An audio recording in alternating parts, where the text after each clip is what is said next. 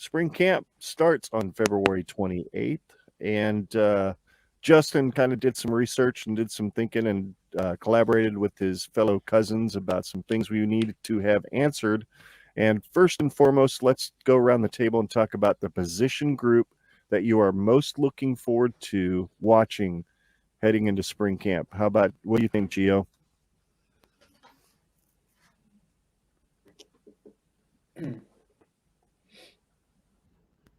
Are you there? Oh, yeah, there I am. Now I am. There you are. Yeah, I couldn't hear anything.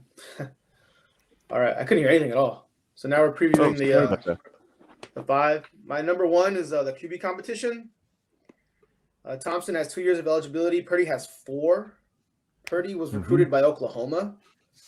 Dylan Gabriel will be the quarterback at Oklahoma. He has 1 year of eligibility. So the fact that he's committing to Nebraska and committing to Whipple says a lot about at least the confidence he has in his own ability. He hasn't played a whole lot, mainly due to injury. But he's supposed to be really good. So the fact that he's willing to bet on himself with 4 years of eligibility left, we'll see how that turns out. He might be a lot better than we think. As of now, I think Thompson will start, but I want to see what Purdy can do. And also just Will Smothers' transfer. I want to see what Smothers' future is. Against Iowa, he had 24 carries. That's just not sustainable. Number 2, I have offensive line. We're going to plug in who we have at center, just guys on the roster, but they've never played center. So, you can only call what you can block. So we'll see how that evolves. And last season, the team gave up just excess sacks, excess pressures. So we'll see if, like Ken said, if Raiola will add any more linemen after spring ball. And 3, I have running back. It's just completely wide open. I can see Anthony Grant starting. He had 241 carries last season, so he's a workhorse. And he looked good. He has a different dimension than what we have. A lot of the guys we have, it's just a bunch of guys. It's just more numbers and quality. 4, offensive scheme. We just haven't seen a legit passing game here in Nebraska. Want to see what the run-pass ratio will be under Whipple. And if we have the linemen to protect, they can call whatever they'd like if they just can't. If we don't have a running game and we're just constantly being pressured, it's only so much you can do. And also just how much the QB will run under his scheme. Interested in that. And they're going to be facing disciplined, physical Big Ten defenses. So it's not going to be as easy as the ACC. So we'll see how it translates. And if he has his players, already now. And my last question was just the defense overall. There's an overhaul in the secondary. Key guys like Doman and Britt, Steely are leaving.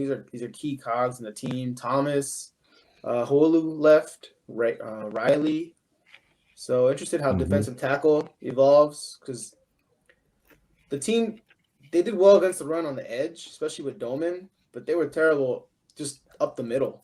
Teams just easily basic runs right up the middle. They're able to gain plenty of yards. So I want to see how defensive tackle evolves. And then, of course, just pass rush. I don't know when the last time Nebraska had a pass rush. We have guys that have good technique. The effort is there, but they're not getting there. It's just – we had games where against Purdue and Minnesota come to mind where the teams couldn't get off the field. They just could not get off the field. Just long drives. We just need a better pass rush, and it just hasn't been emphasized, in a while in the class.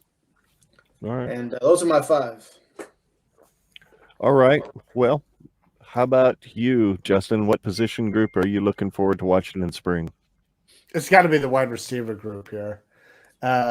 Everything with the wide receivers, the guys that we brought in, the guys that I mentioned earlier, Castaneda and Trey Palmer. I want to see how they're going to compete, see if they can take away some time from, the guys like Omar Manning, Xavier Betts. I know a lot of people are big on them. They didn't really pan out like what a lot of people thought last year.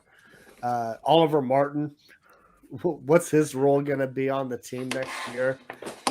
There's a lot of younger guys out there, but I'm really looking forward to see how this is going to shake up. There's a lot of talent out there, and you have the Mickey Joseph equivalent out there, or you got the Mickey Joseph thing out there with his great coaching ability to see what he can get out of the guys that we have on the roster currently and the guys coming in. So I'm really looking forward to how that shakes out. Alrighty. I dig it. How about you, Tyler? What position group are you looking forward to watching? Oh, I mean, I think a lot of them were hit there. I mean, I was gonna say wide receiver. I think that's where my head is at. I mean, you don't have the fact that you have two really good 4-star wide receivers, Crawford and Bonner, who aren't going to be there. Knowing that those two guys really are going to be competing for a spot, like where does this shake out at? Again, I'm going to count by trait, so I pay attention to numbers, and I'm just like, okay, there's going to be a 6-person rotation. Like, who is not making the team? Like, who is not out there? And it's baffling. Like, and again, when we get to the hot questions, that might even make it a little bit more why I'm struggling with this. But, like, I'm really intrigued on who isn't going to be the guys that are going to get playing time. So. All righty. How about you, Derek? Man, I tell you, I'm a little shocked here. I did not expect wide receiver to be the number one group here. I thought quarterback would be the easy one, but I'm going to go with offensive line. We're replacing a 4-year starter at center. We have no clue who's going to be starting there. We don't know who's going to be anywhere. Is Benhart off this offensive line starting position? Is Corcoran going to move inside? So many questions on that offensive line. That's what makes it so intriguing to me. Is I think there's a possibility you could see 5 different starters. Derek, the reason why offensive line is not for me is because Corcoran and Prohaska are not going to be participating in spring ball. So right. I don't know what you're going to learn. Like when two guys that are starting, both those guys. I mean, unless their injuries are so bad that it keeps them out, those two guys are starting. Yeah. Agreed. That's what kept him out for me, Tyler. And so, yeah, I think what you learn, I think what's going to be interesting is what do you do with Corcoran? I think that's what you learn this spring. Because do you need to move him inside, whether it be center or guard or whatever? That's what I think you learn. But that's scary. That is scary. Tyler, to add to that, on the offensive line right now with the injuries that are going on, the only interesting piece is who is taking those snaps. Who is snapping the ball on offensive line at this point? It's Trent Hickson, right? It's got to be Hickson at this point, right? There's no guarantee. That's the whole problem. That's the whole problem right there. Yeah. There's no guarantee of who's going to start or who's going to be taking snaps where. But I think with the injuries, I don't know how much you learn because by the time fall camp comes, it's probably going to look a lot different, right? Maybe. Well, you're getting 2 starters back wherever they end up playing, whether they stay at tackle or they move inside or one of them moves inside. Still a lot of moving pieces. There's a lot of moving pieces. I'm guessing Nebraska right about now is having open tryouts for center. I have eligibility. I might go in. Why don't Tyler get call the soccer team, man. Call the soccer team. That's what we do. My God, I would die. I rode a team, dude. I rode a bike in Sedona. I got like 7 miles in, and I literally they almost had to air vac me out the mountain. I was like, I can't move. So no, yeah, because your big ass swallowed the seat. I couldn't hear. I thought it was the 5 preview questions. I didn't know it was a position group. No, dude, you're all good. You're all good, man. Those were great questions. I appreciate your input Mine's on cornerback, that. Though. Quarterback. Yeah. The corner. Yeah, I hear you. No, not quarterback. Cornerback. Corner. Okay. Replacing Cam Taylor-Britt.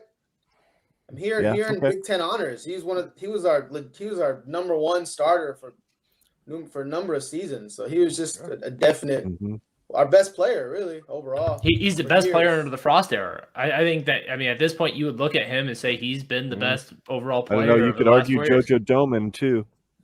No, he's up there. He just had more injuries, but he's up there. But it's hard to replace that corner. Chenander, he plays aggressively against the run with linebackers, so he needs corners who can play man and can tackle. That's hard to find. So That's my number one. Right. How about you, Scott? Injuries aside, with Prohaska and Corcoran, I am still putting offensive line as my number one priority. Even though I could pick other rooms that I'm excited to see, ultimately, I want to know what's going on in our offensive line room. I want to know what they're thinking. I want to know what they're scheming. I want to know what the locker room talk is about. I want to know who's going to come out as a leader, who's going to come out as an alpha dog, and who's going to lead this offensive line to better days. Because I mean, even with Prohaska and Corcoran being injured and needing to recover from that, and let's say they get better and they still earn the starter spot, there's still a possibility that they don't. And who's gonna fill in for them? Who's gonna actually be the center? Who's gonna be our snapper? Yeah, I'm with you, Scott. I mean, I think it's very, everybody wants to know. I just don't know how much you will learn in the spring. I mean, I don't think anybody's going to know, including the staff, is going to know how that's all going to shake up till the fall. And I look at it. Key players out to make that decision, because I guess if somebody does show up at tackle, it's like, okay, well, is that new guy? Is he going to be better than what we have? I mean, is it tough to be better than what we had? I just look at it like I want to know. I think Turner Corcoran, I think he was very solid. PFF wise, he graded lower than Benhart. Hey, he was a young guy. All these guys are going to be young. Even Hunter Anthony coming in. I mean, it's not like that. Hunter Anthony coming in and the Northern Colorado kid, Kevin Williams coming in, are going to be guys that can take those spots right away from them. Because they're not.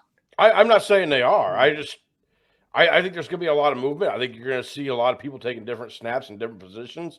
I think it's interesting to see what's going to happen. It makes it interesting, but you're not going to find anything out about it. And what's the most interesting about this is the coach. I mean, I know on our podcast we really talked about Raiola, and again, all due respect, that was the most questionable hire that Frost made, and that's being polite. And he's got the toughest job. Yeah. He's sitting there and well, Ethan Piper, let's try you at center today. It's literally, I feel like I don't envy him. I really don't envy it. The biggest thing that Raiola has going for him is when I heard that his technique is completely different from what Greg Austin was showing. Yeah. It's like, okay, well, if his technique is completely opposite, well, that's got to be effing good. Is Costanza. You got yourself. He's Costanza. He's Costanzing it. if whatever I did is wrong, the opposite must be the right. opposite way, and we'll be good. I'm going to go opposite of my instincts, and that's what's going on. So it makes it interesting. Well, that's what I'm most interested to find out is, what is he going to say? When they have conferences and when he has to stand in front of the podium and answer questions, how is he going to answer those? What is he going to say? I want to, even though we're not going to get much, I think that all of the other position groups is exciting as, say, wide receiver, quarterback room. Same thing with our defensive backs and our inside and outside linebackers. Those are really exciting positions.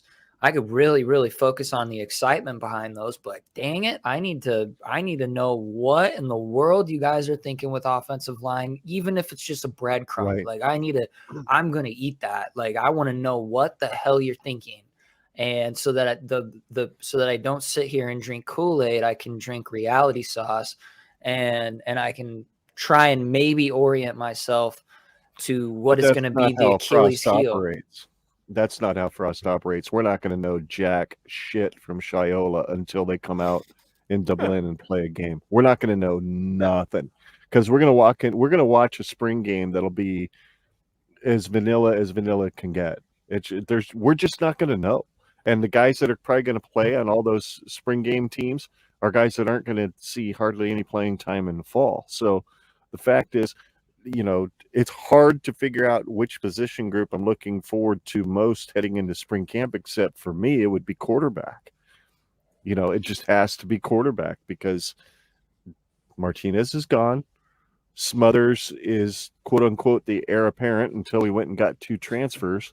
And God bless him, he's stuck around. If I were him, I'd have been in the transfer portal yesterday because he's not going to likely be the ideal fit for the Whipple offense. But quarterback's what I'm concerned about because if you ain't got a guy that can figure out how to throw more touchdown passes than interceptions, it's going to be a long damn season. And Martinez barely threw more touchdown passes than interceptions last year, only 4 more. So at least Casey Thompson threw 15 more touchdowns than he did interceptions. So I'm curious about quarterback, and I'm curious to see how hard Purdy and somebody like Smothers can push him, if at all possible. So anyway, I think that pretty much wraps that particular part of spring camp up.